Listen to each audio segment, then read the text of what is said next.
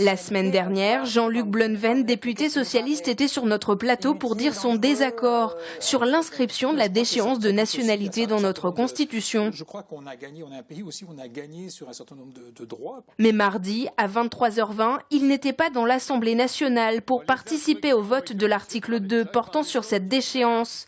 Il n'était pas là non plus dans la nuit de lundi à mardi pour le vote de l'article 1 sur l'inscription de l'état d'urgence dans la Constitution. On n'a pas à se justifier en permanence, ce serait impossible d'être en train de se justifier sur tous les projets de loi de notre absence, de notre présence. Le travail se fait. Le travail, c'est pas un travail individuel, c'est un travail collectif. Et il n'était pas le seul absent à l'Assemblée nationale. 4 députés seulement sur 8 ont pris part à ces votes.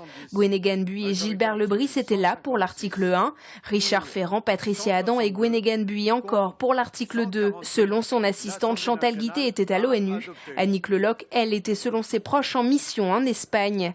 Gwenaëgan Buy était présent pour les 2 votes, mais il comprend que beaucoup de ses collègues aient été absents. Je pense que c'est un texte qui était important et crucial et qui nécessitait un suivi du début jusqu'à la fin. Les débats qui ont lieu le vendredi et le lundi, c'est compliqué pour des Finistériens. On a le transport, donc quand on est député, on est toujours contesté. Il faut être à proximité, il faut être dans nos circonscriptions. Et quand on n'est pas à Paris, on nous dit pourquoi vous n'êtes pas à Paris. Pour Richard Ferrand, présent mardi soir à l'Assemblée nationale pour le vote sur la déchéance de nationalité, la priorité restait le vote solennel de ce mercredi.